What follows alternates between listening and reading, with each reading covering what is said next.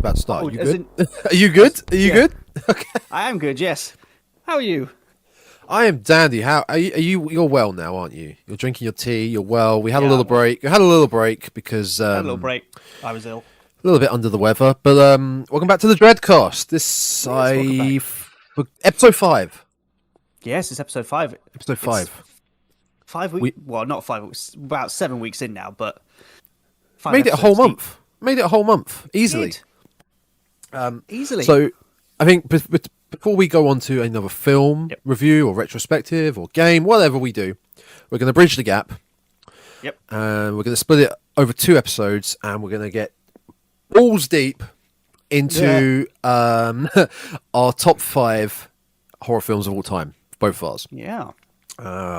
Just a little, not review, little just analysis of each one, just why we like it, pros, not cons, obviously, because it was our top 5, but yeah, just going through them, really. There are cons, but There might be the odd con. We're not going to get into that, really. So I think the last episode was too much of cons reviewing that film. It was just a 2-hour odd-ish rip of one of the worst films that we've ever seen. And we thought nothing would top Halloween Kills, but we were massively wrong. Oh yeah. So this is quite a nice, upbeat, positive, pro horror, like showing love for the horror franchise episodes coming up now. You can consider these couple of episodes like our recommendations if you're new to horror. These are something you should check out. Without recommendations, if you're listening to this, I assume you're a horror fan anyway, and I would assume you probably because we've discussed in personal time our top 5 horrors between each other. So knowing what they are, if you're listening and you're a big horror fan, you've probably seen at least over half of these. Oh yeah, easily. Yeah, easily so. Let me get I need to make sure I've got my notes up.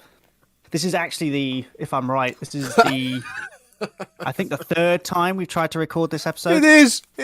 Yeah, it is. The first time the first time failed because the recording got lost. The second time No. Oh, okay. The first time didn't get lost. It didn't even get recorded. Oh yeah, that's true. It did get recorded. It was it just got deleted by the PC slasher, as we call it now. Yeah. The second time we started recording it, and then when I started breaking down my number 5 film, all I could see was Tom looking at me going, "This man is not well." Are you okay? No, you're like, well. This film, it's great. It's great. Just go watch it. Yeah, it's great. I was like, dude, are you okay?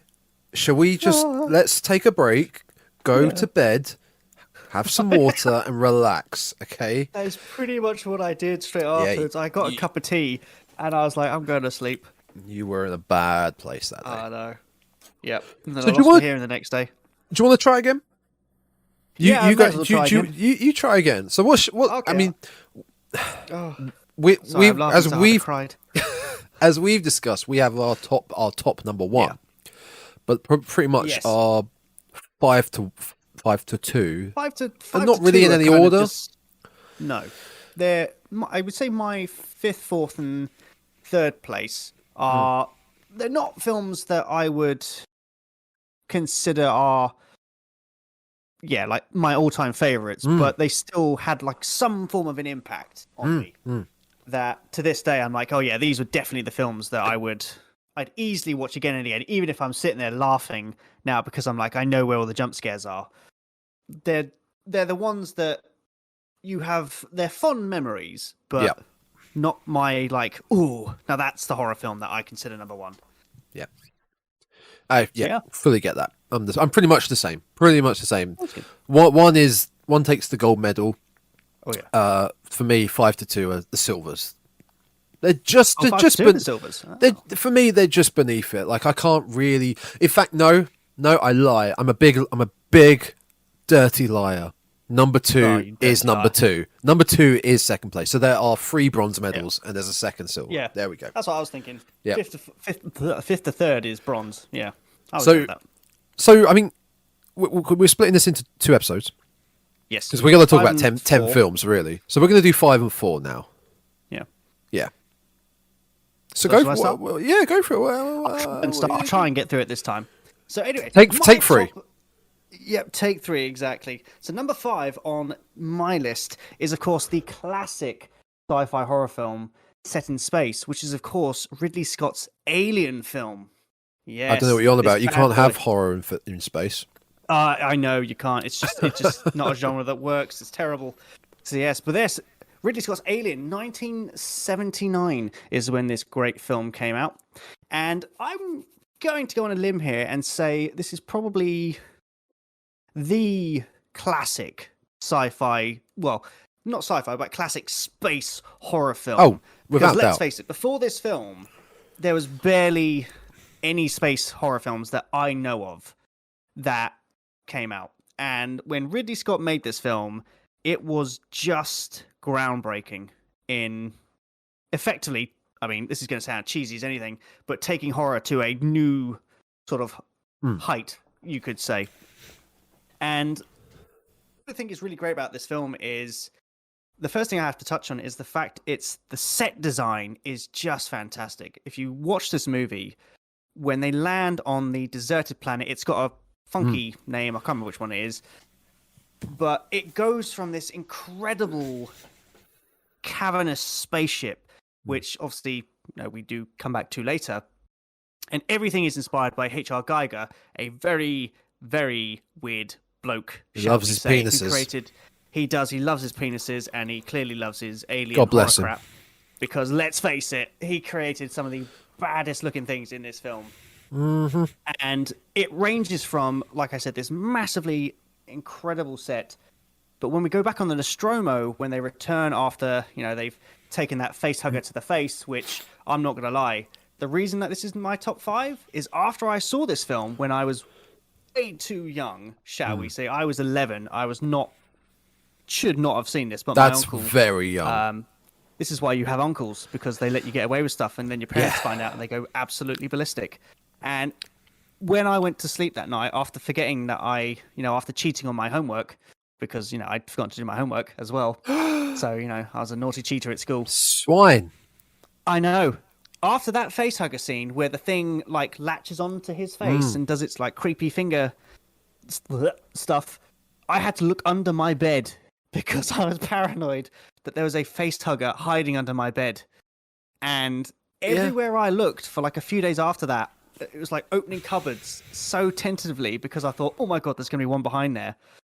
And that is why this has got to be on my top 5, because this was, I'm going to say this was my first experience with horror. My number 4, technically you could say, but I can't remember when I saw whichever one first. Yep. So I'm going to go with Alien because it just seems to be right. And it introduced me to this world of horror that I had never experienced before, because as an 11-year-old when was I 11? I was 11 in 2001. I'd never seen horror at that point in time. I'd heard of it, but I'd never seen it because obviously, my parents were good parents who didn't, keep me away from all that thing. Well, predominantly horror films obviously were 15s and 18s, so we never really had a chance at that rate at that point, unless we were sneakily getting a VHS from someone or sneakily staying up late to watch cable, even though at that age we still shouldn't have been. Yeah, no, it's like that classic thing. It's like, when you have family over and your parents are like, oh, could you sleep downstairs on the sofa? You're like, yeah, next to the TV. Yeah, of course I will. Hell yes, I will. At 11 o'clock, on we go. Let's find whatever's on TV. Yep. And that brings back so many great memories of doing that. I've completely lost where I was going with that. I was about to say, like you were saying, because you talked about more the facehugger more than the xenomorph, and yes, what would you find scarier, the xenomorph or the facehugger? I mean, the facehugger has a very, if you're afraid of spiders, it has arachnid tendencies to it. Like it's like you're saying, looking under your bed. You do that for spiders if you're scared of spiders. It's weird. I'm not scared of spiders. I mean, if I see one, I'm like, oh, okay, cool, there's a spider. It doesn't say, I don't know what it is. For me, the xenomorph, when I first saw it on screen, of course, you're like, oh my God, what is this thing? As it comes down from the chains, it's hanging on. You're just like, oh, this is incredible. I'll touch back on why I like the alien in this film more than the later ones, which was CGI, and they looked terrible. Oh, especially Alien Dog. And Alien 3 is that one? I think what freaked me out about this facehugger thing was what it does to people it latches onto. Yeah, It's got that it's that weird. Oh, how do I describe this for people? I mean, type in facehugger and you'll see what I mean. Its legs literally look like fingers. Yeah. They've got the same joints as the fingers, and it latches around your head. Yeah, like it's so no, I don't like it. For me, it's the face fucking. It's the face fucking. I mean, what else is it? What else is it? Like this little dangly thing comes out and straight down that mouth. Yeah, I think that's probably what. I mean, I didn't know what face fucking was when I was 11, but obviously not. I think it was the invasion. Invasion the right word? It's something along those lines. It's the fact that the xenomorph. It's there to kill you. That's obvious. It's just it's a killing machine. You come across it like, oh my God. At least it's hopefully going to be quick. I ain't fucking with that. No. What the face hugger does to you though is it's like a torture. It's like a creature that's designed to torture you. So obviously it attaches itself to your face, and the thing is, when it wraps itself around your neck, even then you're kind of sitting there going, okay, it suffocates you whilst keeping you alive. It's weird. But it's that invasion of your personal space and your body that when I was 11, I was just sitting there thinking, oh my God, could you imagine if there are creatures like this in the universe that could do this? And then, of course, when I started, researching things, of course, because the face huggers are effectively a parasite. Oh yeah, Are they a parasite? Yeah, they're kind of like a parasite. They lay a parasite inside you as the chest burster, which, if you've never seen Alien, you are in for such an iconic treat with that scene. I'm not going to spoil it because no. You gotta see it. And of course, then I looked up. I wonder what parasites are. And of course, when you start looking up parasites and you find that there are creatures like that on Earth that will invade your body, for me, I was just like, oh, these things just get more and more disgusting. That's a bad wormhole to go down, looking up parasites. Oh, yeah. Like Wikipedia and that's I've done that before, and just I know this actually exists in my world. Like the most disgusting parasite that I think you could probably say is akin to what the facehuggers do is the botflies. Oh, I know them. Yeah, I know. I'm not going to go into it because, quite frankly, what they do is pretty disgusting. Even though this is a horror podcast, it's just gnarly. And but the thing is, this is one of those videos I ended up watching at 2 a.m. on YouTube when I should have gone to sleep. And you somehow get there from watching a guy building a Batman car. And it's like, hey, would you like to check out the botfly videos? You're like, yeah, of course. I wonder what that is. And then you're terrified. Yep. And the other thing that makes Alien such a great film for me is everything that they did in this film is handmade. There's there might be a bit of CGI. The majority is practical effects. Exactly. Yeah. It's such a great film that has all these. I think the facehuggers may have been animatronics. I'm not sure. I believe they were. I think they were. And it's an animatronic for the facehugger. Then you've got this big handcrafted xenomorph suit, which is a guy. I think the guy is like 6'10" who wore the suit. He was very slim. Very slim. He was very slim. And he's walking around in this thing. And when you see it, especially compared to the later Alien films, it just looks so much more terrifying because it's right there with them. Whereas in the CGI ones, you're like, I can kind of tell it's a bit naff. Yeah. It doesn't really have that kind of shock impact as it did when it first arrived on the screen, which I thought was incredible. I think the scare factor is definitely they're more there because of having a human in the suit. Because, so this alien fake alien has a real body / skeleton inside it, which can do natural human movements, right? Yeah. And the alien is kind of built like a human. It's got 2 arms, 2 legs. It's got a tail, but one that's got a head. It's kind of a human body-like.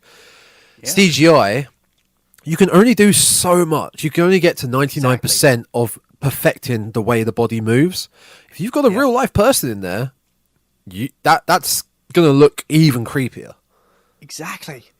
And that is what made this. That's why this film, for me, is a top 5, because everything that Ridley Scott did in this film, for me, it was just on point. He went to make this creepy sci-fi space horror film, and in my eyes, he perfected it. It was incredible. Plus, the music in the background to it is very. I think it's very orchestral techno. Not techno. Techno's the wrong word. It's not techno. I'm getting that confused. It's very orchestral, and I just love listening to it because it builds up very softly, and then you have these massively high peaks of this music when something is going on. The aliens running around. I think it's Kane. Is it Kane? I believe Kane's getting his face, fucked by a thing.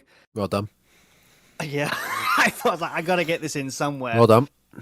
And the music, I can't remember who does the music. I do apologize. Who did it? Oh dear. This is highly unprofessional. Highly unprofessional. I'll have to look it up. I think it's Brian something. I'll check it out later.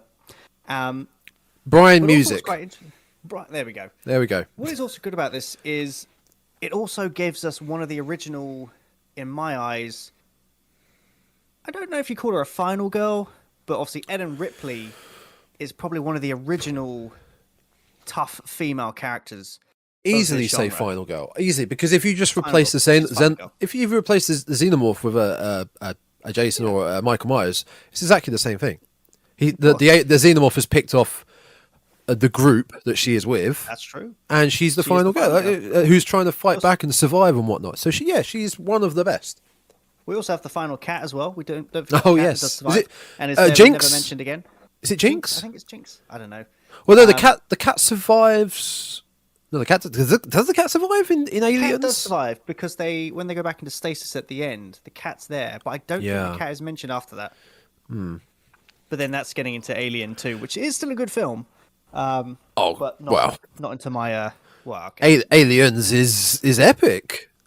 Aliens is epic. Alien 3 is when it started to go wrong, and the Alien 4 was just a terrible.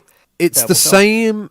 To me, it's the same timeline as the Terminator, which we just discussed just before the recording of this. So T1 Alien, horror, more horror.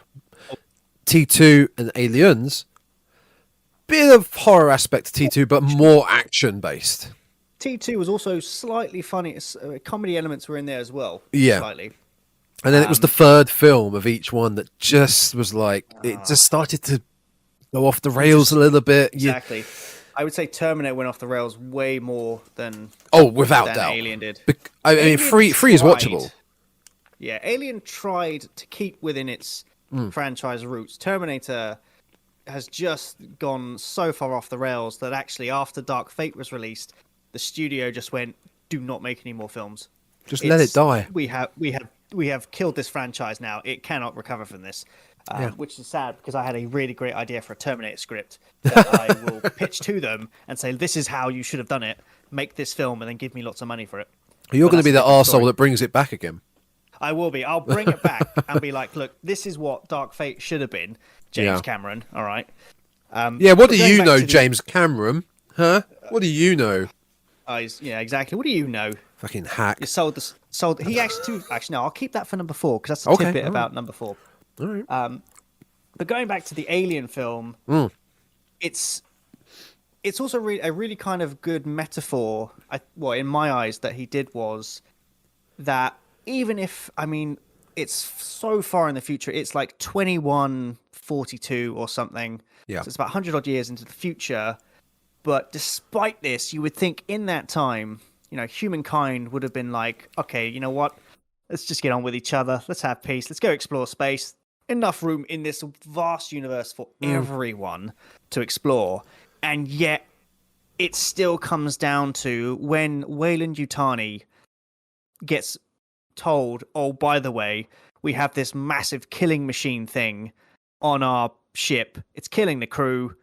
What do we do? To them, it's like, we have just got the ultimate weapon here. We can use this against other people on our planet. We have to have it. And even then, it's like, even in, probably 100 years' time, humankind will probably still be obsessed with who's got the biggest stick. Yeah, no, that's what's going on right now. Yeah, exactly. And it's unfortunately what's going on right now in the world. Yeah. And it's true. If we do go out into space and do find, creatures that are like this, it will be a case of, right, well, they're not as smart as we are, but they're pretty damn dangerous. So how can we use that against the people back home? And mankind thinking they could control it. Yeah, exactly. It's in our. I think it's one of our fallacies. Our failings is, even though we're like, oh, we should all be friends. In 10 years' time, you'd be like, yeah, screw them. We're not friends. No. Let's find a way to, fuck each other over. Yep. Always someone to there's always gonna be someone to fuck someone else over and try and have more power. Always. Exactly. But that was my number 5. Alien. Do check it out. It's a great film. Yeah, in case you never heard of it. It's a film about an alien. Little independent film that came out about, I don't know, 50 years ago nearly. My God, yeah, it was. Well, what was it, 79? So God, it was almost 50 years ago. 40. What is that? Yeah. 47? No. 40, now, no. God. No. Oh, quick maths. Oh, no. So it'll be 50 in 2029. Oh, so no. it's currently 43. 8 years old. 48. How did you... 43? I don't know. How did you get 48? Oh, yeah. It's 44. Wait, you just said it's 50 years old in 2029. It's because I subtracted 8 from 2029. Oh, that'd be 2021. So my maths is off anyway. Do you need to go? Are you okay? Yeah, are you okay? Do you need to go? I need to go. We'll just record this again in a couple of weeks. Yeah, let's try. We'll do take 4 then. Yeah. I tell you what, if this didn't work, I don't want to do this again. No, we're not. We've talked about this with each other so much. We're just going to be repeating ourselves over and over again. I think what we would do is, if this doesn't record, is we'll link up on Twitch and we'll say, look, this is the top 5. We're just going to talk to you about it. If you want to see it there. Yeah, if you want to see it, just watch the highlights and then you'll get it. It'll be fine. Yeah. Right. So, what is your number 5 then? Okay. Got my notes up. I'm going to be reading it like a teleprompter. Oh, all right then. I'm ready. So, just because of I was originally had written up a script for a YouTube video of my top 5 horror films, and it's about 20 pages long. I'm quite proud. Oh yeah, I remember you saying actually. Yeah. I'm not going to read it for script like a. And this is my film. This is my film that I love. No. So, 5th one, we're going back to the early 2000s, where the French, you've heard of them. They brought in a new breed of the gory horror movies. I know what film this is. Now, no. obviously, in the 2000s, we did have the.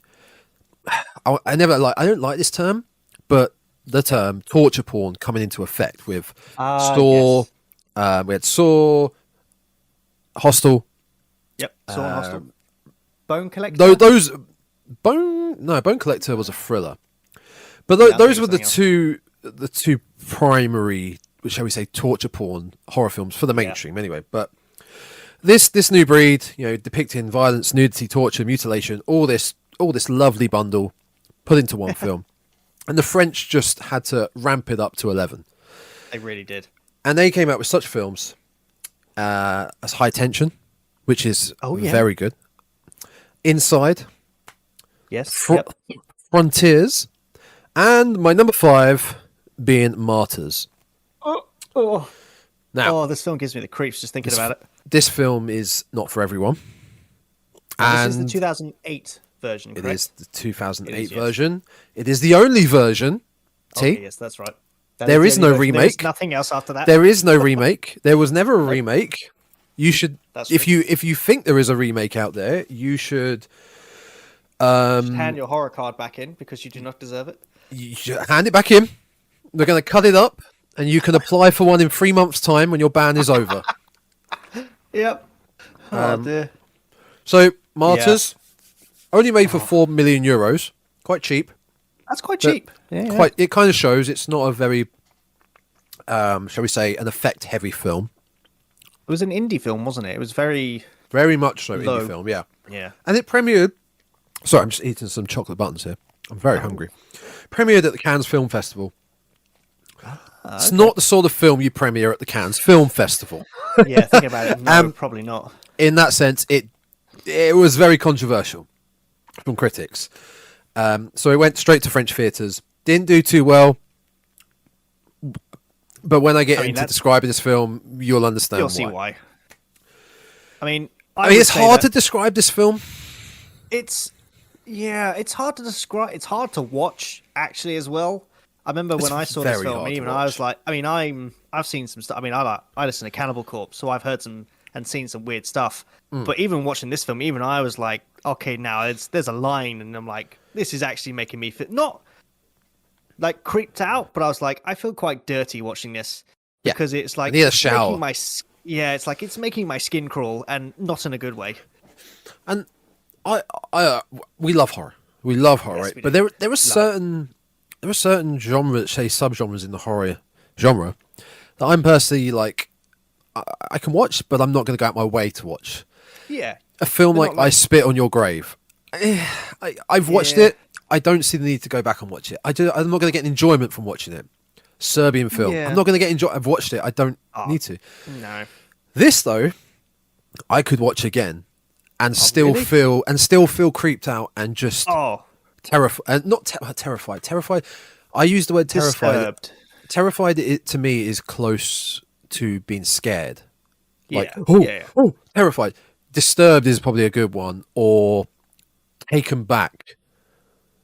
Chilled. Chilled. Yeah. Like I will watch this and feel chilled. And there's not many films that can do that, and I feel that's really impressive.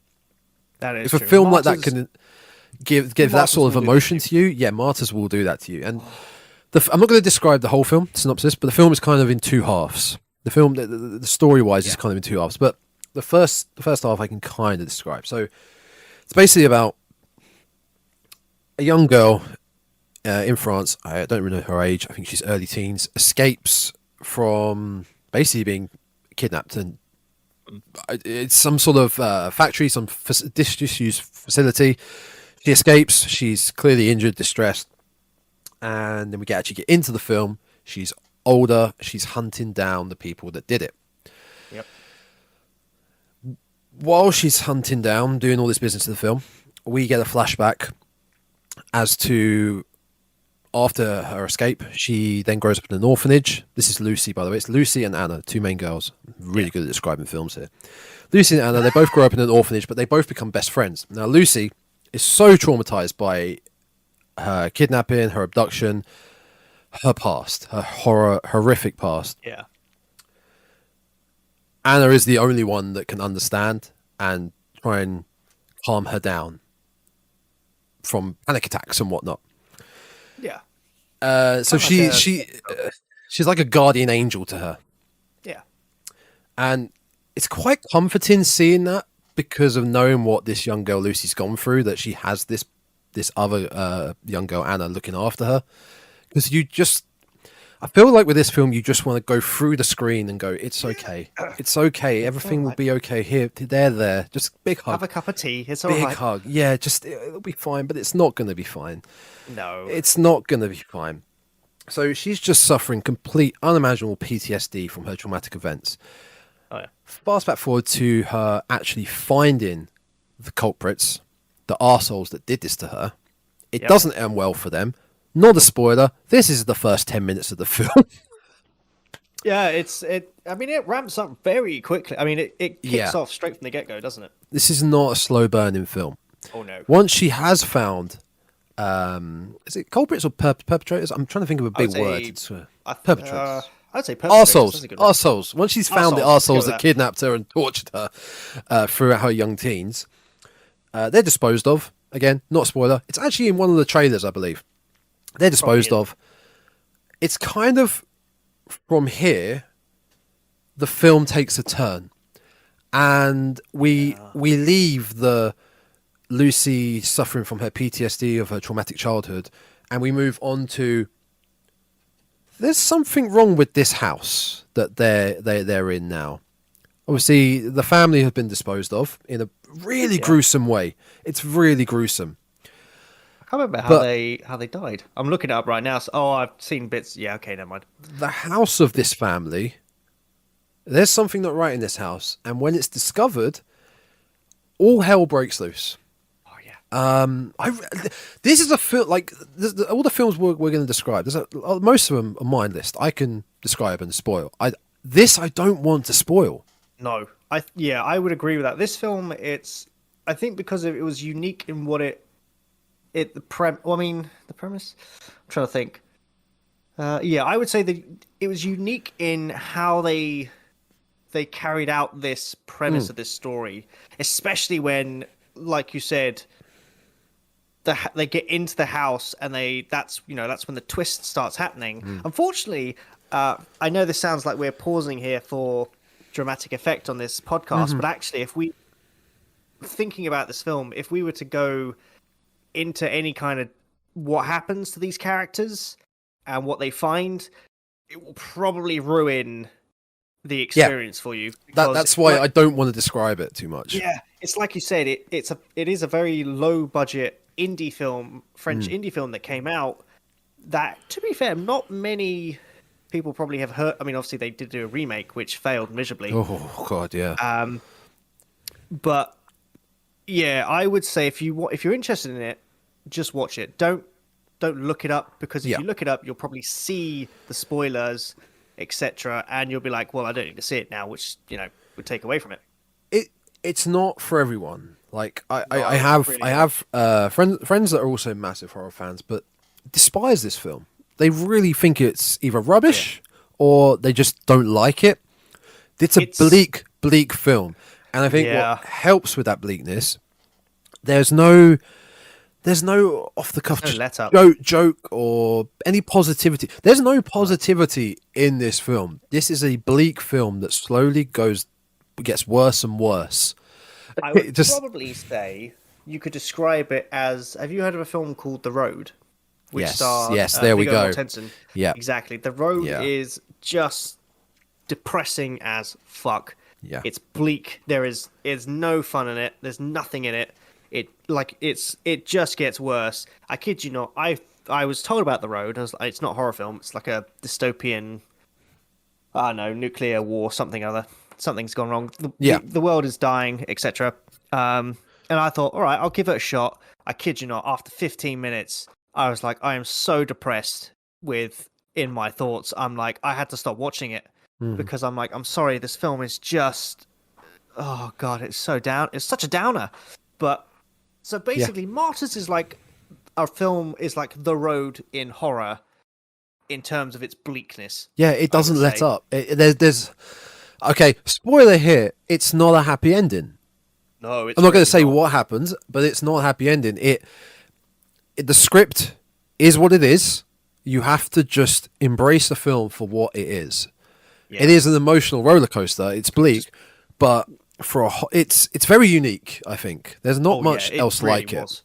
The acting for the two main leads, the women, is fantastic in my opinion. Because I'm picturing some of the scenes in my head, and I'm just like, what they would have to have gone through to get that level of intensity must have been insane.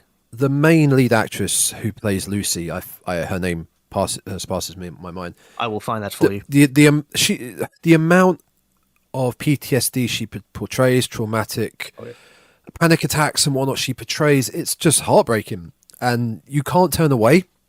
No, it's you have to just keep watching. One thing I do want to mention though. Go on. Well, I was just going to say you have Moyana. This is probably not how you say the names. I do apologize. It's Moyana Aleu, who's Anna. It's probably wrong. And Mylene Jampanoy was Lucy. Wow, they sound French. They sound French. I probably butchered their names. Probably have done. Yeah. But there you go. Yes, I will highly praise their acting in it. So as I mentioned earlier on, that Martyrs, you'd probably categorize it as torture porn in a way, even though it's a weird name for a horror genre. I never liked the name. It is. It's like it's when not I heard it, like appealing. torture porn. You're like, well, that's not the kind of thing I would fap to. Not gonna No, lie. it's not appealing, is it? No. At Oh, least, saw. Oh. at least slasher kind of gives the implication of murder mystery, as I think we discussed with Scream. Like it gives that implication. So, a bit of a thriller. Torture porn. Yay! Yay. So, You want to see some torture porn this weekend, honey? Yeah, go on, then. no, not really. Leave me alone. So you categorize it as torture porn, really, and I think the part that helps emphasize that is the level of gore in this film. Oh, it's high. But more so how it is high, but more so how it's presented. Now, blood and gore have always been a staple with the big hitters. So we're talking somewhat brain dead / dead alive or Evil Dead, where it's over the top and comical, you know? Yeah, exactly. But because of that, you kind of stop hiding behind like a pillow and you kind of just get used to it. It's like like the 1980s. Obviously, 1980s. You had the big horror films. You had like Jason, Freddy, Michael. I think Michael's out of it. You knew there was going to be blood and guts, but you knew like, oh yeah, it's special effects. It's cool.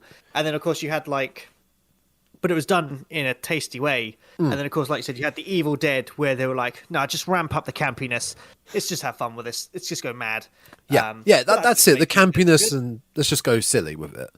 Oh, yeah. And a lot of the time, that's tolerable and watchable for a lot of people because they people will think, oh, it's just... No.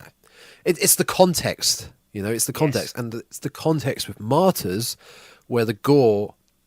In my opinion, and I can handle the gore. I work in effects. I can handle the gore. That's true.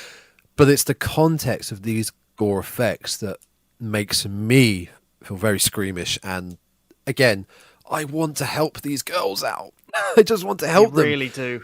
You really do. You have to have. It's quite a tough stomach for it. I've worked as a model for special effects, which specialized in like horror wounds and things like that. I did a great one where I had like a fake axe, like shoulder axe wound. Oh yeah. So it looked like my entire shoulder blade had been split apart and there's like bones sticking out and everything. It was great. So I took a picture of it and I posted it on my Instagram saying, "Oh shit, this happened to me today." So many people freaked out because they were like, "Oh my god, are you okay?" And I'm like, "Trust me, if this happened, I'll send you the picture after we finish recording." And I said, "Trust me, if that had actually happened to me, I would not be posting selfies on Instagram. No, I'm not that stupid." But yeah, I see you obviously you said you can handle it. For me, just sitting here thinking about, especially I think that scene, shall we say? I think you know the one I'm thinking of. My skin is crawling, and it's because I'm sitting there going, "Oh my god, how." The thought of that for me is nice one with my skin is crawling. I know. Nice one with that. Nice one with that. Yeah. For me, I'm not going to say any more because if I say any more, it's going to give away why I'm getting that feeling. The visual of torture or just mercilessly attacked. I'm trying to use that in a vague sense. Can be more brutal and vicious looking than straight up just stabbing them, guts and blood and stuff. I would say I think you've hit it on the nail. It's the context and the way it's done, the way it's delivered. So I'm going to compare it. So I'm going to compare Martyrs and Saw.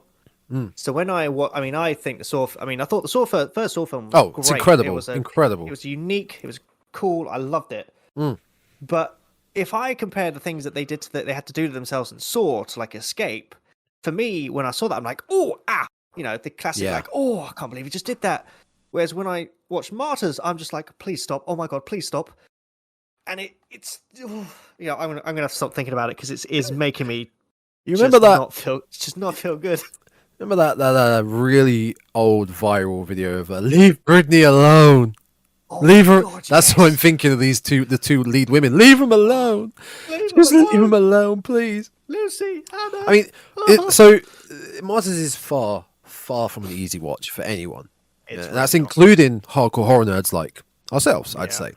If you've got a weak stomach, you probably won't like this film. It digs so much deeper than any mindless, over-the-top gore, cheap, ghostly jump scares, in my opinion. Like, Oh yeah.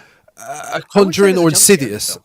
No, there's some shocking moments, but not like a there's traditional jump scare.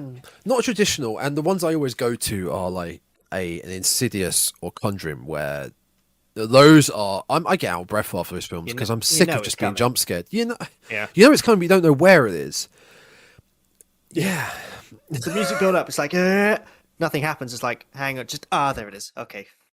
I think the reason, this is easily in my top 5, and it's not for everyone. It's not a highly, shall we say, rated horror film on even IMDb. But for me, IMDb? I think it may be a late 6. A late on 6 IMDb? or was it a 5? 7. 7 on IMDb. It's a 7. Okay, that's good. Yeah, that's great. Not too bad. That's still pretty high. That is good. And so for me, it's in the top 5 because of what I alluded to earlier, in the fact that if it's doing all this emotion-wise to me, then it's done its job. Exactly. It's done its job, and no matter how many times I watch it, I'll never be just like, I know that's coming, there, blah blah blah. Yeah, that happened. I'm still. It draws me in within the first 5-10 minutes, and I'm in. This feels real to me. It feels like I'm watching a real something that's happening right in front of me, and I just want to help. Kind of feels like you're watching a snuff film. Yeah, shall we say? Yeah. Thankfully, it's not. Thankfully, everyone's fine. Yeah, exactly. But the way it's portrayed and acted, bravo. Oh, all right. I can see why it's in your top 5. Yeah.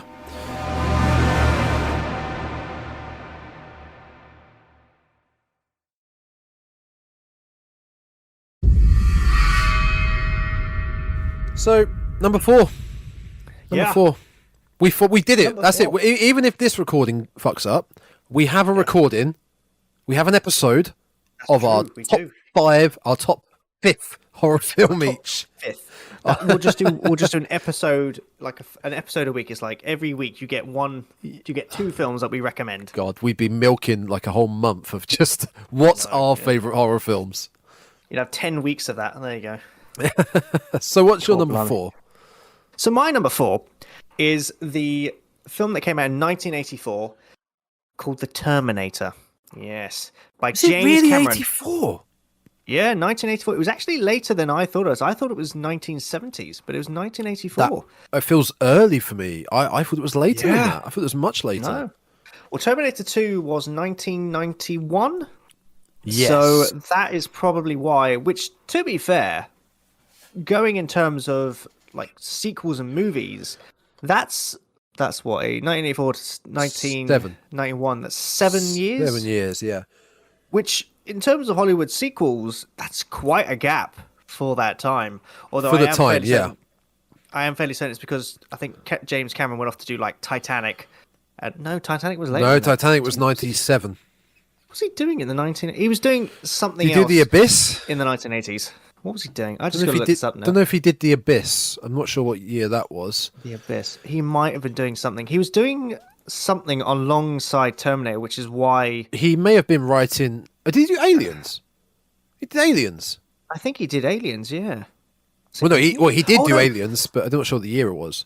It was Rambo. He was doing Rambo. He did Rambo. Yeah. I didn't know that. He did Rambo. Yeah, Rambo: First Blood Part 2. He did The Abyss. There we go. Yeah. Then it was... He didn't actually do... Oh, he did. And Aliens. There you go. Yeah, there we go. That's why he was busy. And he was probably busy writing Avatar and stealing ideas. Yeah, probably. He's still got... How many... Apparently, we have Avatar 5 coming soon. We have Avatar 2. Yeah, we have 2 coming soon.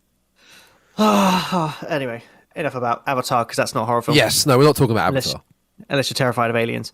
But anyway, back to the Terminator. So, yes, my top number 4 is, of course, the Terminator film, which... Now, we discussed this before we were recording, as we said, as to whether this was a horror film or not. And I think it comes down to personal preference about whether you would view this as a horror film. For me, personally, it does. Because, quite frankly, the storyline behind it is terrifying, if you think about it. I would easily agree it's horror. Easily. Oh, yeah. Easily. I mean, if you, like you said, if you were to take out, we'll call it the slasher test, shall we? If you were to take out the Terminator as a robot, if you were to, throw him away and stick in, I don't know, Jason Voorhees, you'd be like, well, it's a horror film. It's a slasher film. He's a slasher from the future. He's coming back. He's killing loads of people. And you would count it as a horror film. But I think because it's a robot or a cybernetic organism thing, there's a very long word for it, Model Systems 101, a lot of people would say, well, actually, it's more sci-fi then, isn't it? It's a time-traveling story. Yeah, because it's got a robot. Because it's got a robot that, is an infiltration model and yet is 6 foot something, built like a tank and has a very distinct accent, which makes him stand out quite a bit. Yeah, but, just a bit. That's digressing, shall we say. But yes, so the Terminator is in my top 4 because it was, again, I probably saw this at the same time, near the same time of Alien, around my very early teens, way earlier than I should have been watching this film, shall we say, because this one actually was an 8. I believe this one was an 18. I don't know whether Alien was. I'm assuming it was. Alien was, yep. It was. Okay, so they're both 18s. There we go. And what I loved about this film is that it made me, again, these films were ones that made me think about, the world and things like the future. And for me, the thought of a killer robot coming back from the future that is unstoppable is pretty terrifying. Especially, I mean, if he was to make that film now, it probably would actually have a bigger impact if you would think about it. Because back in the 1980s, let's be honest, technology was still pretty naff. I mean, they had... Excuse me. What? They didn't have the internet. I doubt they had the internet. No. They didn't have mobile phones. They didn't have any of the tech that we do. So this film, for people watching it in 1980s, probably like, oh my God, could you imagine if that was real? It's terrifying. The fear of the unknown, in a way. Exactly. The fear of the unknown. It's like, oh my God, let's hope we never get there. And of course, now in today's age, where we're developing artificial intelligence, which is obviously what Skynet is and the Terminators are, you have these big tech giants like Elon Musk and all these people who are like, yeah, guys, AI, it's not a good idea. We should probably not develop this because Skynet. And they actually reference this film as this is the problem that we're going to get if we let this go unchecked. Obviously, I hope that would looking never at you, happen, Boston Dynamics. Yep, exactly. You guys, that you're going to cause Skynet to rise, and we're all fucked. Yeah. And I, for one, welcome our robot overlords. If any robot overlords are watching this from the future and you need a horror podcast, we're your guys. Man, right? I've always said I would be that guy in the Matrix film who sells out humanity for a steak dinner. I don't. Fuck it. I would sell out for a steak dinner. I probably would if they said, "Look, we'll give you an implant device that allows you to watch any horror film on the planet." I'd be like, "Yeah, take it. Yeah, you can have humanity. Just give me the implant. I'll be fine."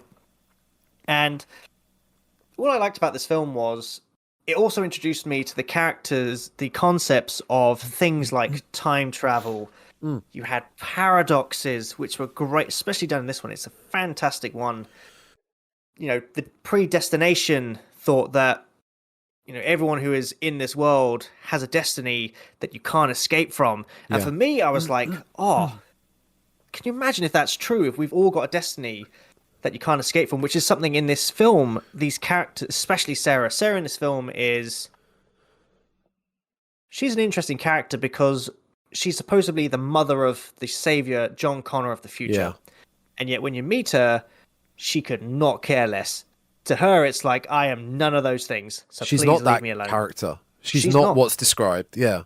Oh, no. And I think probably, even though Carl Reese, who is the human sent back in time to protect Sarah from the Terminator who's come back in time to kill her, sorry. Even he was like, but you are the legend. She's like, I'm a waitress. I'm a waitress who literally has a pet iguana. Oh, God. A pet iguana called, I think it's Walter? I'm not, it's got a funny name. And but what's great about her is, again, she's another one of these very early final girls. Well, fun. Yeah, I'd say she's a final girl. Technically, she could. If she didn't have Kyle Reese with her, Oh, she I would would be dead. say she no. If she didn't have Kyle Reese with her, I was going to say she would no doubt fall into the category of final girl Oh, because it's okay, fair only enough. her alone. She's still a final girl in some sense, Yeah, but Kyle Reese is the one protecting her, trying to. yeah. He's the one. She's Really, a he's survivor the girl then. final guy. You know, like Yeah. well, he's not, but he doesn't survive. But I mean, technically, he is then, he's not been born yet. But anyway, let's not go into that. 'Cause time travel. we'll go down the rabbit hole that I have my huge list Go of the for it. rabbit hole, but I don't want to. Well, the thing is, obviously, right. So it depends on which film you watch. To be honest, it's Terminator 1, Terminator 2, and then stop there because, quite Yeah. frankly, everything after that is just not Worth good. it. Not worth it, especially Dark Fate, which I had a rant about earlier because I could have done it better. I think James Cameron hooked me up. Stop writing Avatar. And but it's interesting about this is because there are so many different. You can view this film as a standalone film. So basically, the Terminator comes back in time. Skynet sends it back in time to kill Sarah Connor because it's like, right, if we kill Sarah Connor, there's no John Connor, no human resistance. I wipe out humans. I'm a happy robot. Mm. Whereas obviously, if she survives, John Connor grows up to become the leader of resistance, defeats Skynet, and I guess the Earth is reset. They build civilization back up again, hopefully in a much more peaceful manner. But at the end of the film, it's left ambiguous, which is great, as to what exactly is happening. Now, obviously, when Sarah survives, it implies that John will be born. I mean, there will be a human resistance. But of course, you could then stop there and just not watch Terminator 2 because you're like, well, we know what happens here. Yeah. We know that there's this event, this nuclear holocaust that happens, but we know that John is going to be born. So we know everything is fine. You leave it to the audience's mind to work it Exactly. out rather than hand-holding them and saying every little detail. You leave it to people's imagination. Exactly. And I think that's what's great about this film. And I must admit, now I'm going to go against the grain because obviously a lot of people preferred Terminator 2 to Terminator 1. Personally, for me, I didn't. Well, the only reason is because I really loved the fact that the Terminator, it was man versus machine. So you had Sarah Connor, you had Kyle Reese versus this undeniably powerful killing machine that, in the future when they have like plasma rifles and things, they have a chance. They can shoot these things and they can harm them. In 1984, even Kyle says it himself I am going to struggle to kill this because let's phrase it, bullets are not going to phase this thing. So they have to do some unconventional means to harm it, which leads to some great special effects. I love the special effects in this film. They're Stan so Winston. good. Stan Winston effects. The best. I know. The best one is when the Terminator, he's fixing his eye. I mean, let's face it, you can tell it's not Arnold Schwarzenegger because it is very cheesy. But that looked pretty rough. But for the time, it's acceptable. Exactly. For the time, it would have been like, oh my God. This... Obviously, you look at it now, you're like, I mean, I can tell it's an animatronic. But again, I love it better because they went out of their way to say, no, you know what? We have to make this.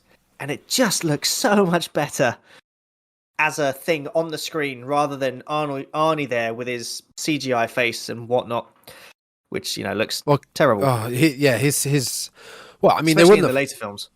Yeah, the later one specifically, his CGI is not good. No, but it's really I can't even think what that scene you're talking about with his the prosthetic body and whatnot. If that was 1984 CGI, like I can't even imagine what that would look like. So you have to go with the prosthetics like that. To give you an idea of how what's the word? Rough. I wouldn't say rough. In how the infant stage that CGI was in at that time is they use stop motion in this film. Yes, yeah. And nearer to the end, we get to see the Terminator endoskeleton. Yes, endoskeleton in all its glory, and it stands up from this wreckage, and that's a great scene. I know, you see this massive hulking animatronic thing stand up to look at you.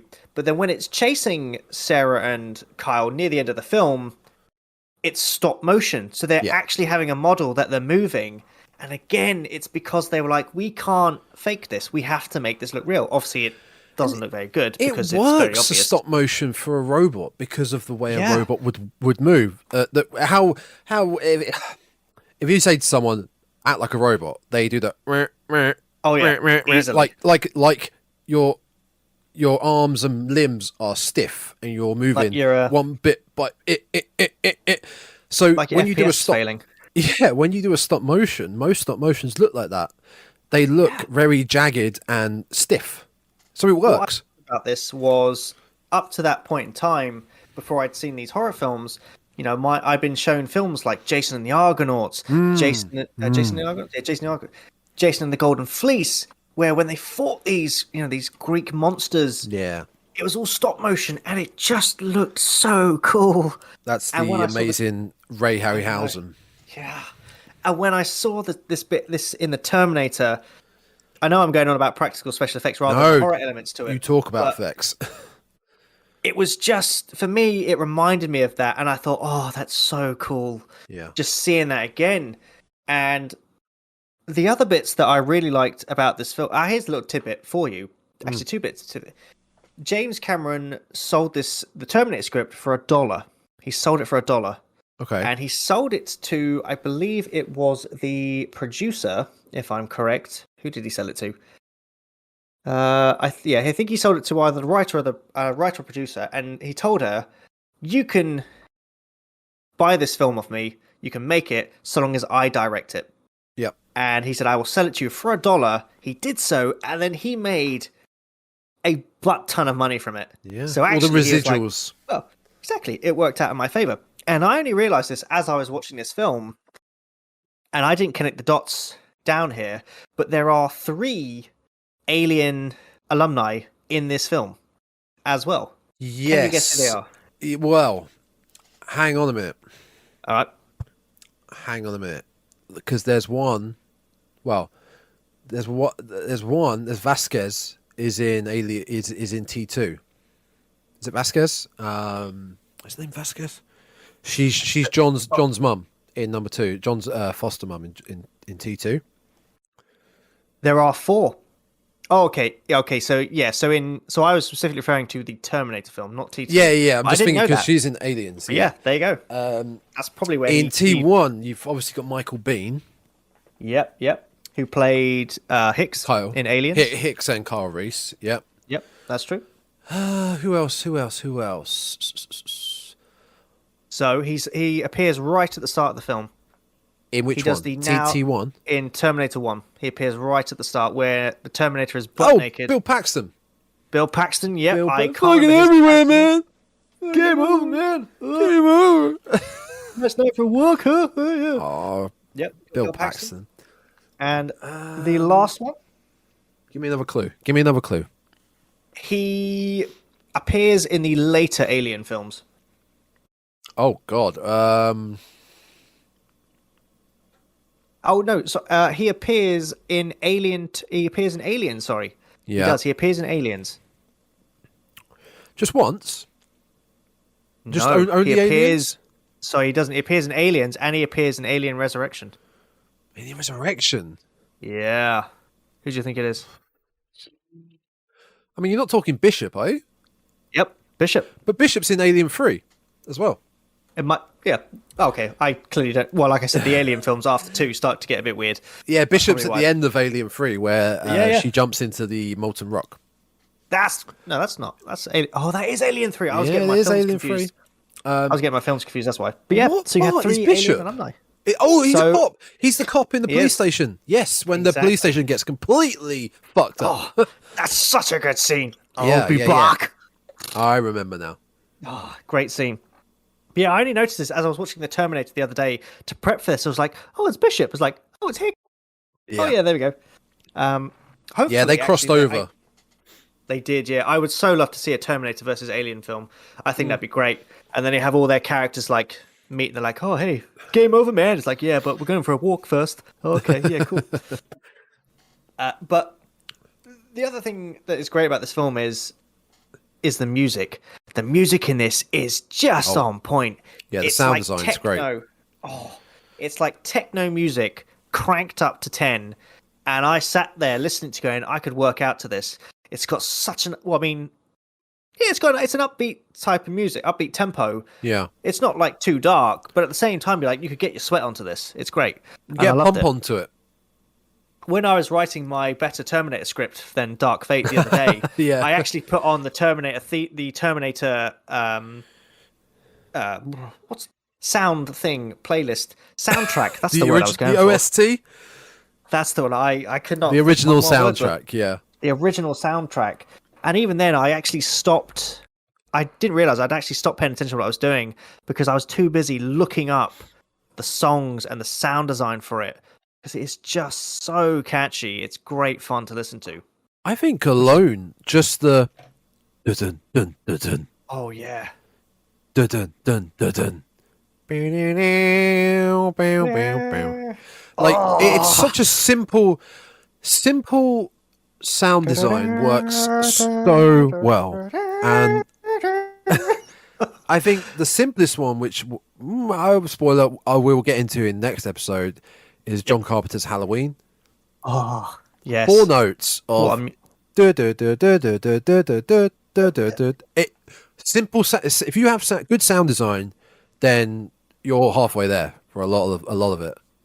Sound is so important. It very is. If you don't have the right sound in your, I would love to see. I want to see if there's a YouTube channel where they take like really iconic scenes and just horribly screw up the sound.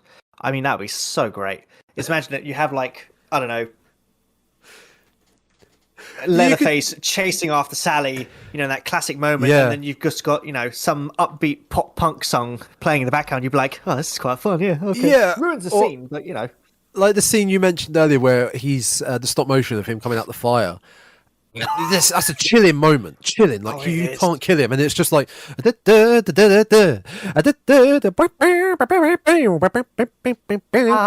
on sunshine. Hello, my baby. Hello, my honey. Hello. Oh yes. It's so important. I tell you what. I think what we should do is we should do that, but we should take scenes from Martyrs. And no. Just horribly muck up the sound. It'd be great fun. C'est la vie. Oh, jeez, it'd be amazing. I would think. Oh, Again, and I'll kind of link it around.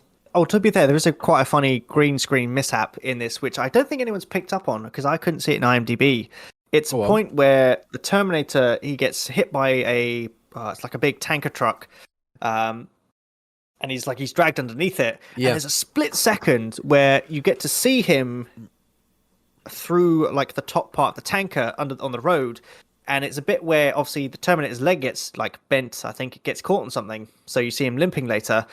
But in a brief flash, you can see there's like a green screen that's been wrapped around whatever dummy it is legs. Oh yeah, and I'm assuming they did that because they were going to add in a special effect to show the leg, but they never added it in. They just forgot to do it. So they missed a few frames in a way. Yeah, they missed a few frames of this bit where he goes under the truck, and you can see the green screen that's wrapped around the dummy's leg. Or I'm assuming it's not a real person because that would be way too dangerous to do that.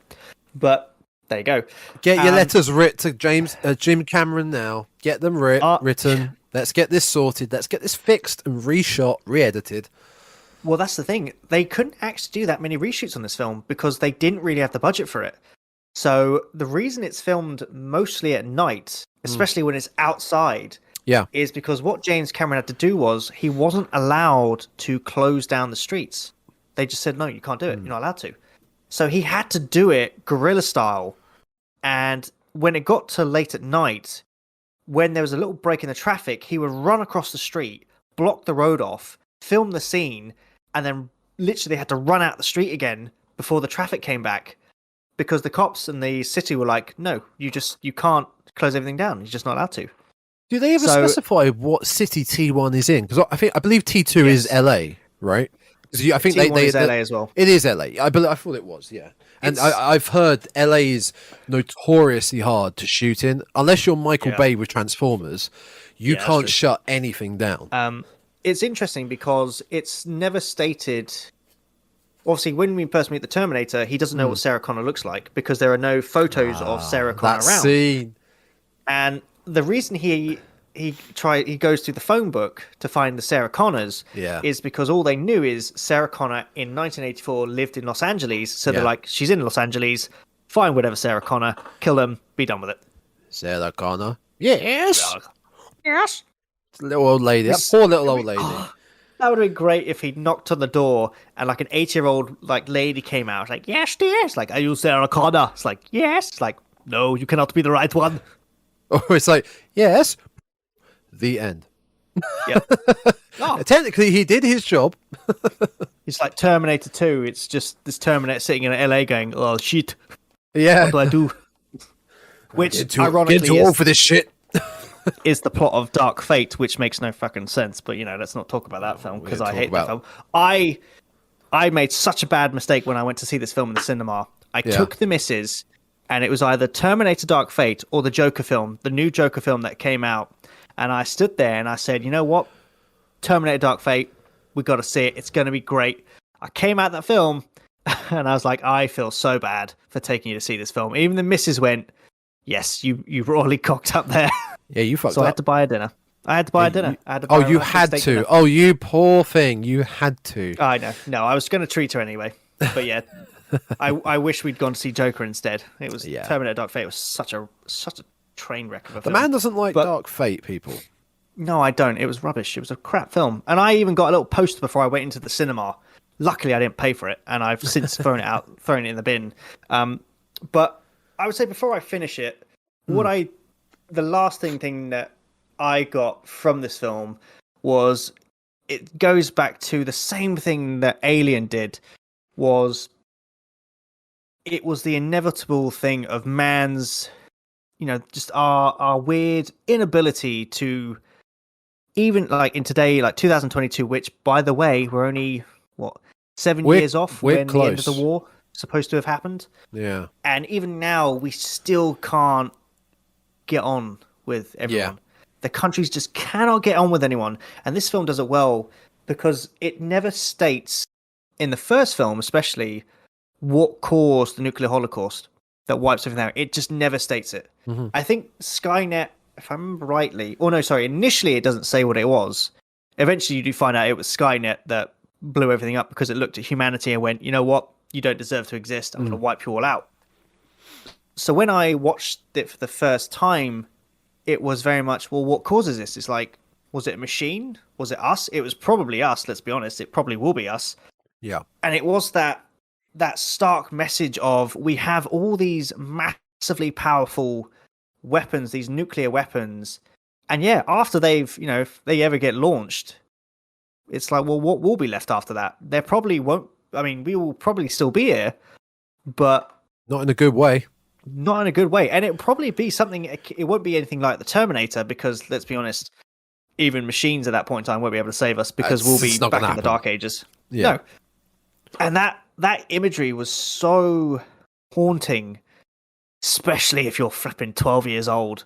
It's bleak not, as well. I mean, it's very bleak and it's not, I mean, obviously if you're a young viewer listening to this, please don't watch it if you're under the age of 18 because quite frankly, it is bleak as bugger.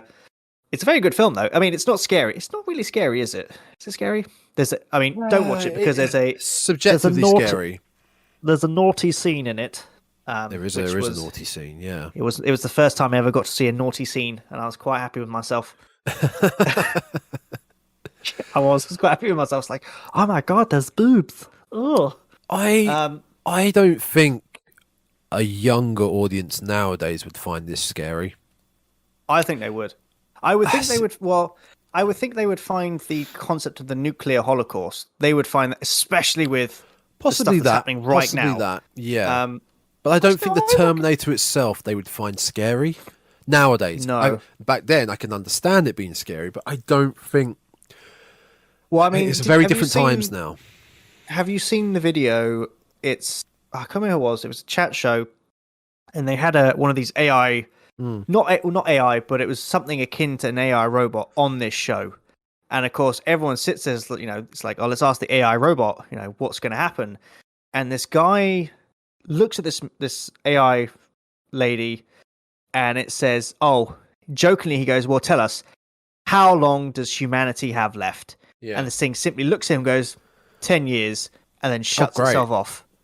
And you could just see the host going, yeah. And like even the people next to it are like, what did it say? This was a good idea. Oh, and I think that would probably scare younger audiences, especially ones who are very tech plugged in. Yeah. It's if AI does start getting more and more advanced and it starts coming out with, some of these weird phrases, especially if like, oh yeah, we should definitely make AI things.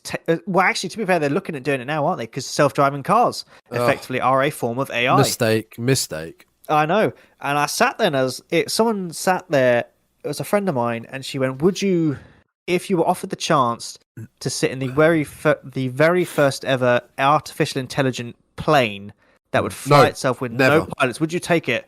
No. And I was like, no, because it's going to crash. Yeah. Something is going wrong with it. And even with self-driving cars, I'm like, no, because there's going to be a crash to start with, or what's going to happen is the self-driving car will be fine, but then you'll have some twat in a car that will crash into the self-driving car. And that's the whole conundrum of a self-driving car. Let's say a human walks out with a pram and a young baby in the pram. Okay, walks out into the road. You need to swerve, but you're not driving. The car is driving. Does the car hit them, or does the car crash and potentially kill you?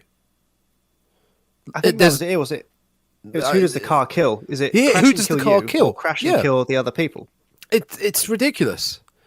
Now, I guess it's not far off if you were driving, but at least with your eyes, you could potentially see that. You have quicker reactions.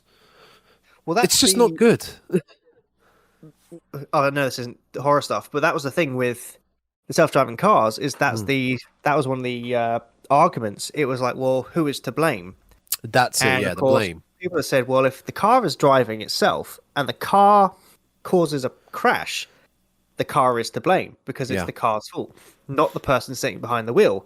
But if the person sitting behind the wheel, say someone walked out in front of it and grabbed the steering wheel to do something, and then by doing so caused a crash, you could say, well, the self-driving car would have avoided it, but because that person panicked, they caused the accident, so it's their fault, not the car's.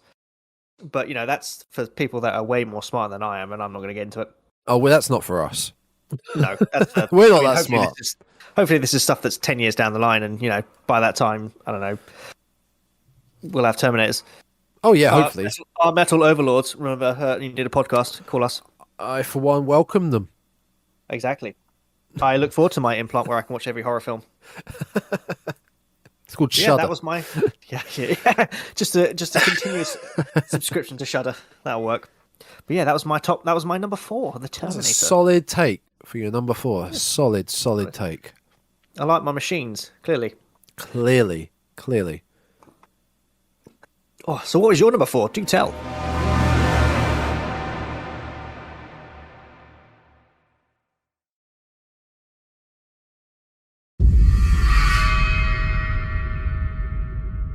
Yes. Numero 4.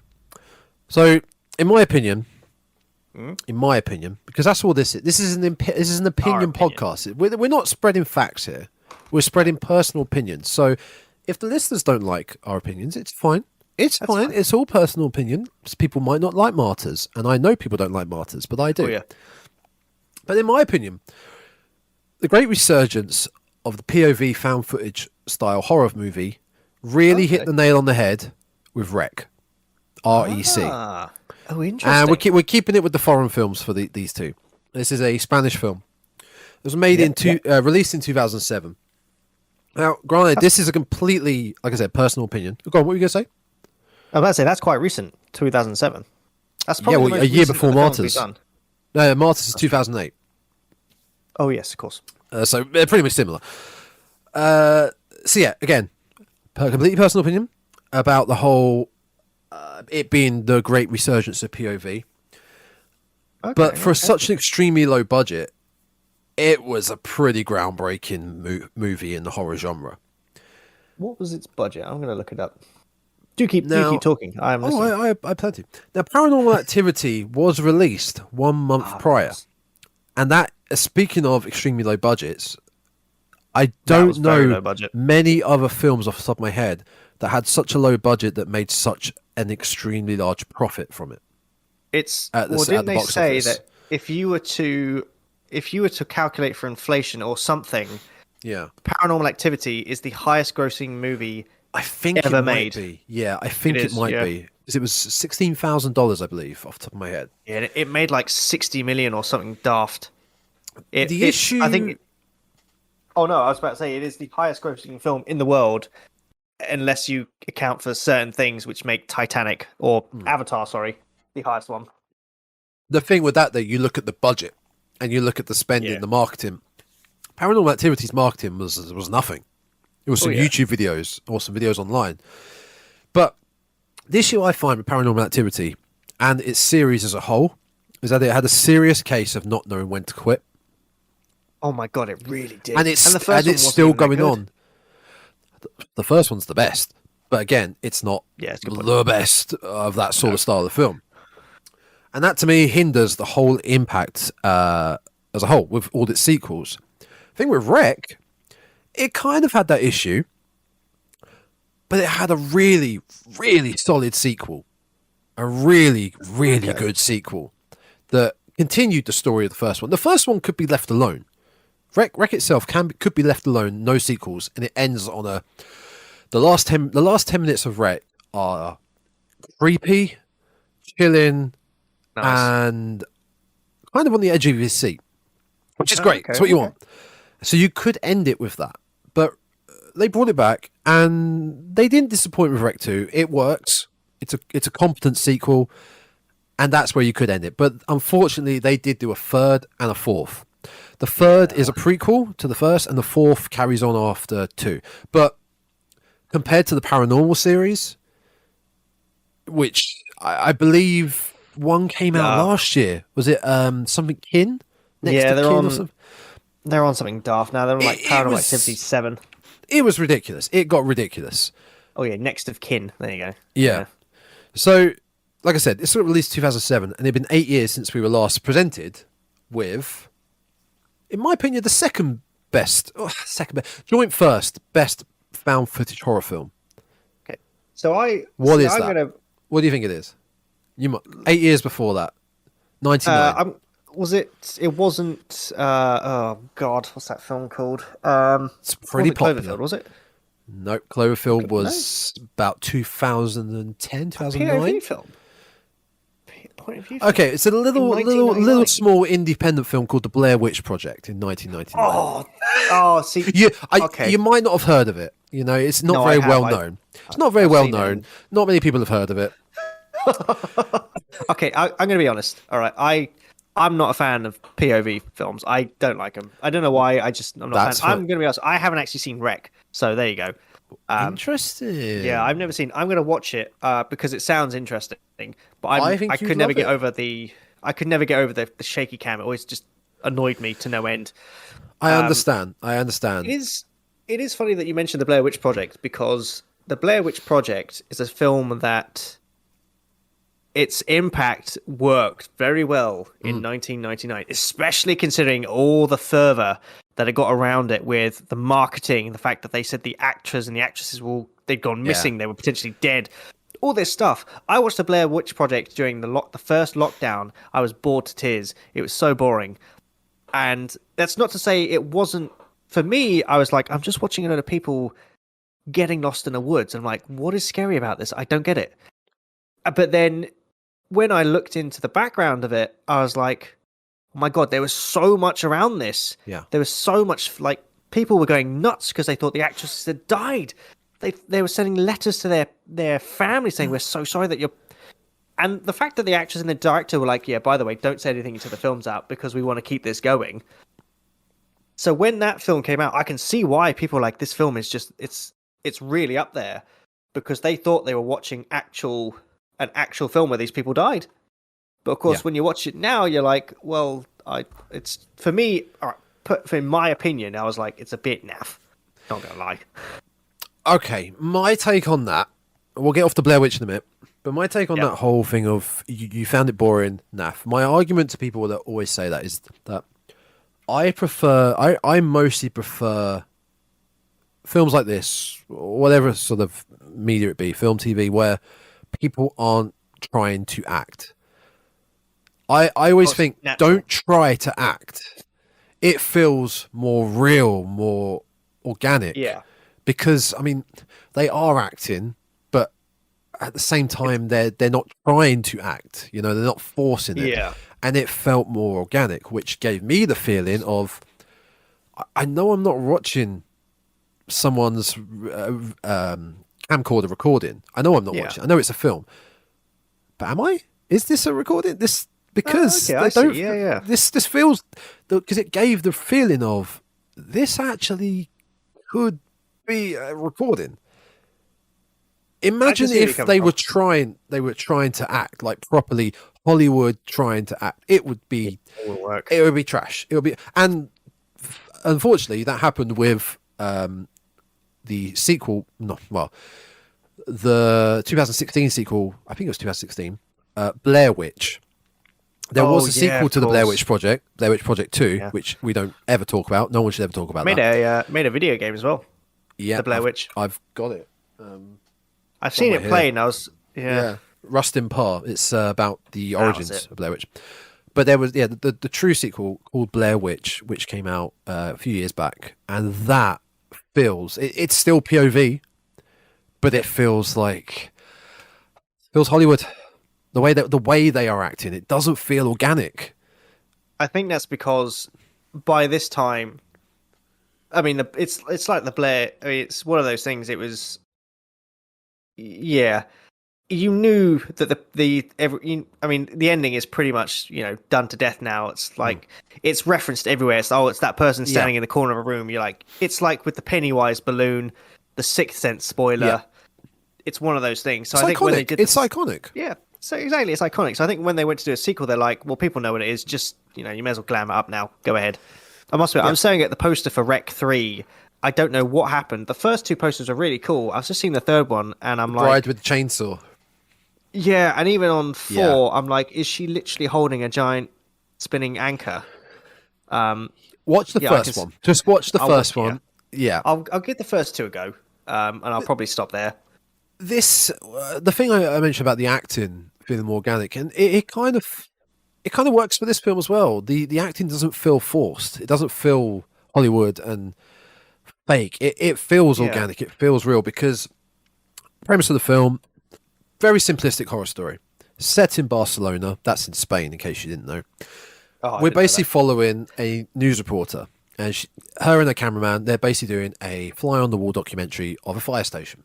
Simple. Oh, okay. Something you'd find on Channel 5 or Channel 4, 9 p.m. on a Sunday night. Nice. Something boring and basic. They get a call. A lady is trapped in their apartment, downtown Barcelona. They go out with the firemen to see what's going on. They get into the apartment building. The residents of the apartment building are downstairs in the lobby. The fireman, the news reporter, they go up. Oh. And... you haven't seen it? That's probably about as far as I'm going to go.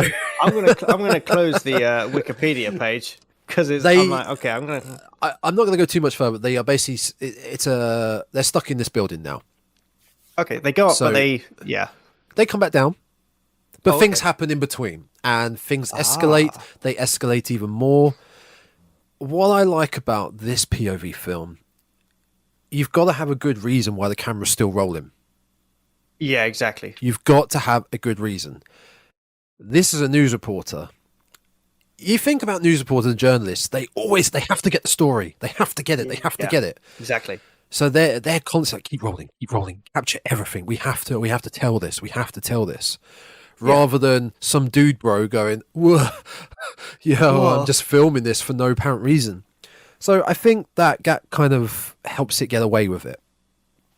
It gets away. I think that's why I kind of have shied away from the POV thing, because in my mind, especially when you watch films like Cloverfield, big alien thing, and people are like, let's record this. I'd be like, put your damn phone down. There's an alien in your city. Run. Don't film this. What are you filming this for?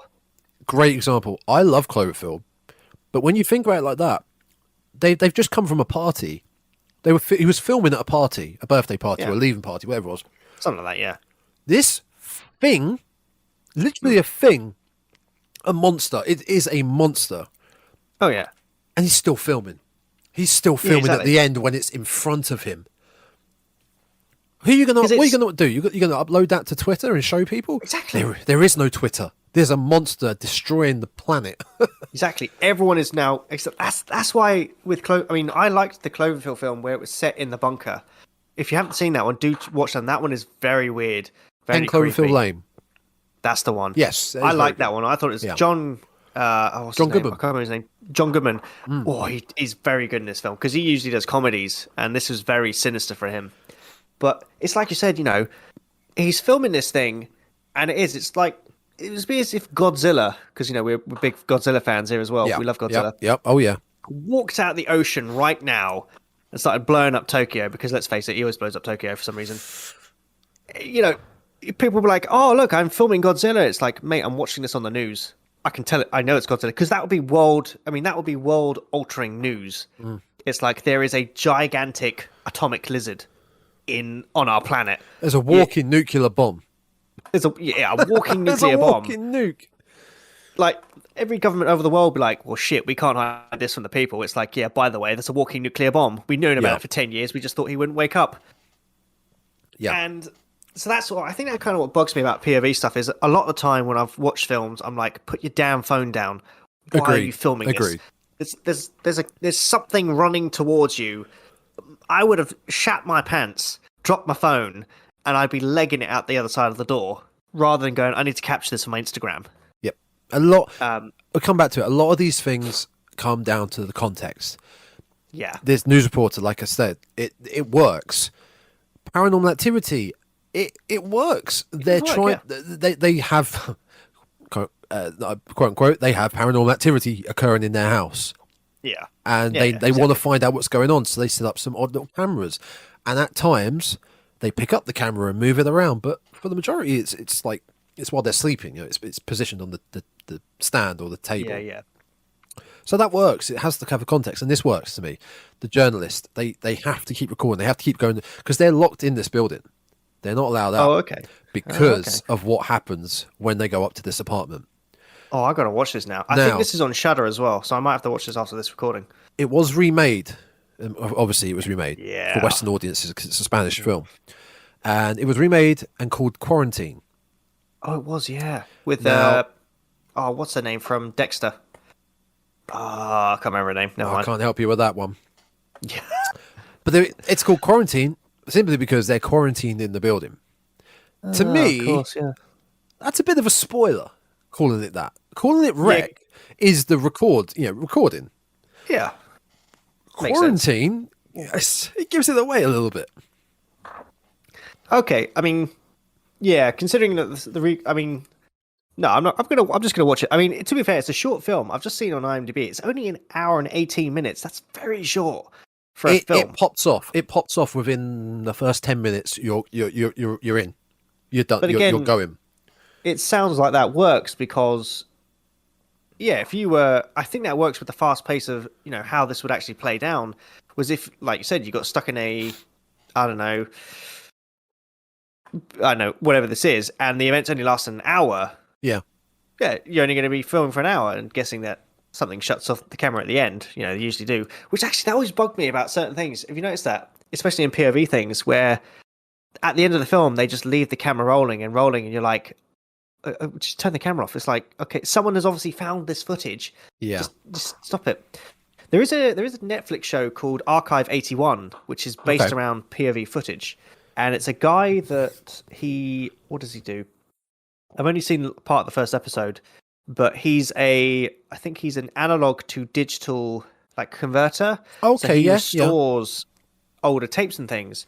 And he's hired by a company that no one's ever heard of. He cannot find information about him anywhere. Yeah. And he says, look, we need you to fix these tapes, which will tell us what happened in this hotel that burnt down, which also apparently killed his parents. Okay. And he's like, I can't find any information about you. And they're like, well, you know, we know all about you. So, you know, if you come and help us, you'll find out what happened to your parents. And that's all we're going to tell you. And it's how he starts watching these tapes, and it's things start to get a bit creepy for him, because he's like, well, hang on a sec, isn't that... There's a great image of it. He fixes, before he gets in touch with this company, one of these POV found footages is he's watching this image, and it's this family with a dog. And he's looking at the dog, and it's like, that's my dog. How on earth do they have my dog? Yeah. But it's a different family. He doesn't know who they are. And it's like, that's my dog. And that's when it starts to pick up, and he's like, okay, he brushes it aside. But when this company's like, yeah, we need you to piece together these tapes. The only issue is you can't leave this building. The tapes can't be moved. So you have to go to this very isolated place. Yeah. Don't worry, we'll bring you food and stuff. But yeah, you can't leave. You have to fix these tapes. And it's about how it starts getting a bit creepy. Big VHS vibes from that description. Yeah. He's basically taking VHS I love VHS. tapes. The film VHS. Sorry, the course. horror film VHS, I mean. Yeah. With the different tapes. Yeah. Different eerie tapes that affect the main story. Yeah, it's kind of like that. Interesting. What's that called? Archive 81? It's called Archive 81 on Netflix, yeah. Interesting. Okay. Yeah, I'll have to give it a look. So, with Rec, I mean, let's go with when I discovered it. Okay. So, this came out in 2007. Towards the end of... God, if you're a British listener, it's towards the end of my A-levels, mid-A-levels. So, year 12, 13. Year 12, 13... About That's 16, 17, school, late high school, I towards think. the end. But yeah, so it was around the last part of May levels when I first discovered Rec, and it's one of those films that it spread throughout like the close friendship group, kind of like Chinese Whispers. Okay. And it's like, have you heard of the Rec? Have you heard of REC? Have you heard of it? Yeah. Apparently, it's the scariest film ever made. Like it's this new foreign film. Like you heard of the Ring? Like this creepy foreign film that. Yeah, kills you in 7 days. I gotta be honest, foreign horror to me back then I wasn't aware of a lot of foreign horror films. I knew of The Ring, and now being an adult, shall we say, Yep. in some sense of the word, I'm way into it. We're way into the foreign horror. I was just talking about French horror. Now we're talking about Spanish horror. I just mentioned Japanese horror. There's a plethora of foreign horror. Yeah. And we were, it's like the scariest movie we've made. It's like The New Exorcist. We got to watch this. We got to find it. Now, these claims, the scariest film ever made, you got to have balls of steel for a production company to put that on your marketing, because most of the time, it's not. And you should never, ever do that, because you're setting a precedent so high that you'll never pretty much ever fulfill. But for me back then, it was kind of near enough there for me, this film. Especially, like I said, the last 10 minutes. Now, I like to watch horror films, especially a brand new horror film, in the dark. I feel like they should be watched in the dark. Oh, yeah. And this works in the dark. It worked for me. So, a buddy of mine at school got it. We had a free period before lunch, so we had a long break. Sat down on his IBM laptop. We closed all the blinds in the study room. There's no one else around, and we watched it. And it worked even just then.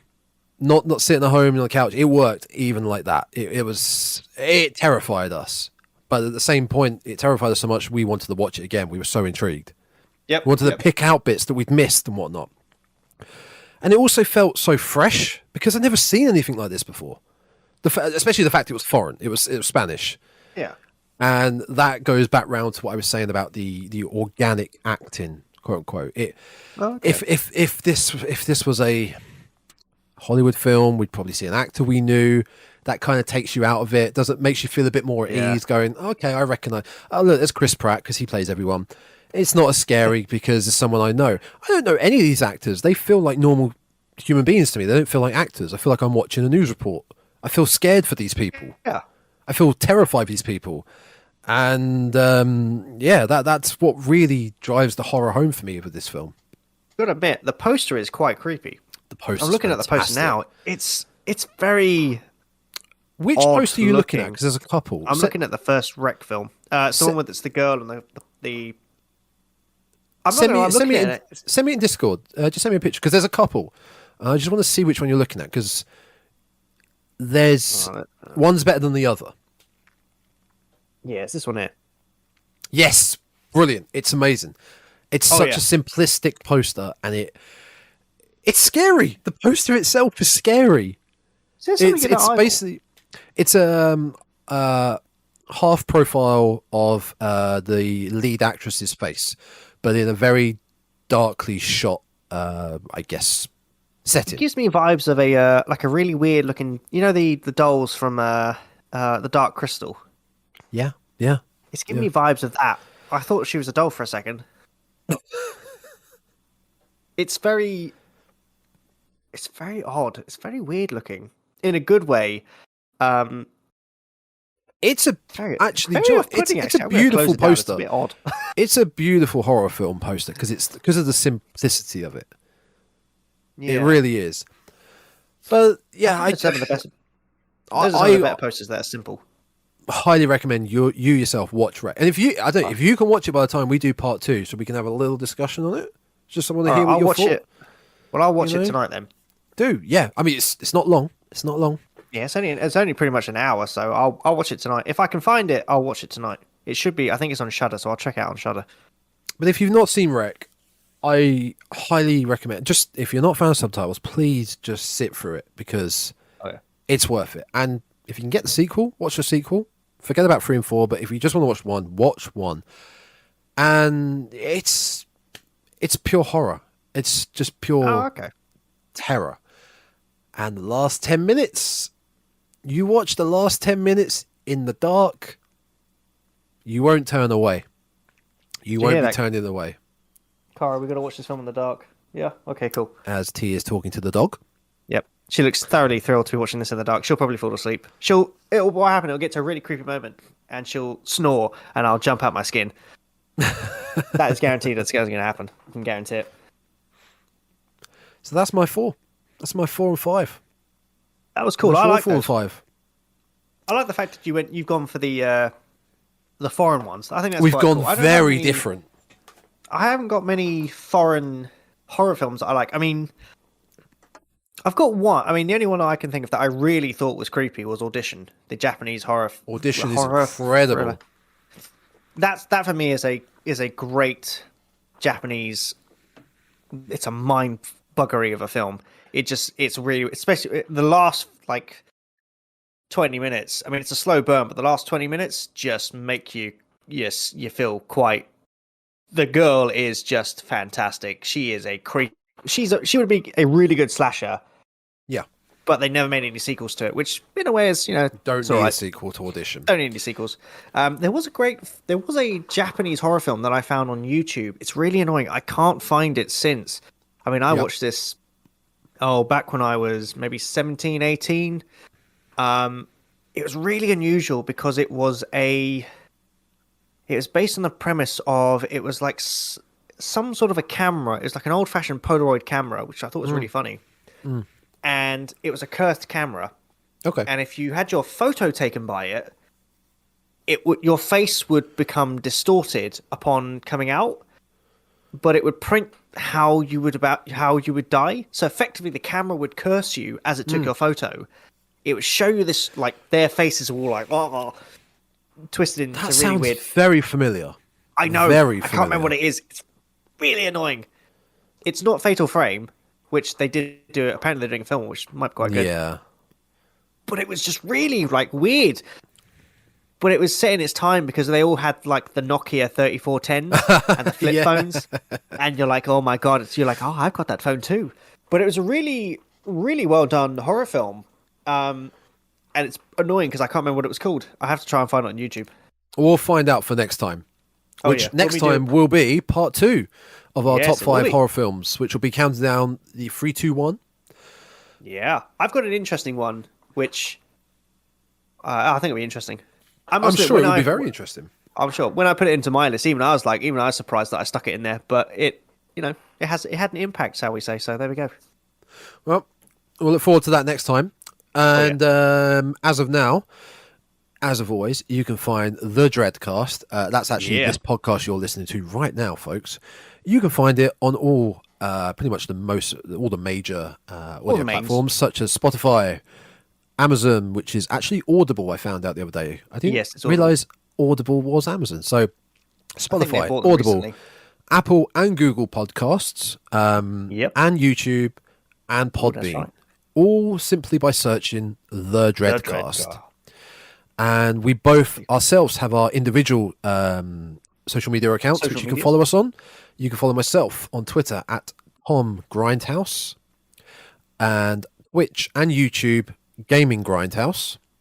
And that's yourself, true. Mr. You T? can find me on Twitter at Tainted Souls, same as on Instagram and YouTube actually on Twitch as well. Just type Tainted Souls. I'm sure you shall find me. They've all got the same logo. And yes, you can find me on all those lovely platforms. Oh, and if you do listen to us on Spotify, I'm not sure if Apple or Google or any other services have this. Do give us a 5-star rating and a follow. Yes, you can. Yes, exactly. It's much appreciated. Even if you don't think it's a 5-star, just do it. No, just do it. Just do it. Just help us out a little bit. Yeah, why not? Nice. So, until next time, part 2 coming soon. Coming soon. Ooh. Ooh.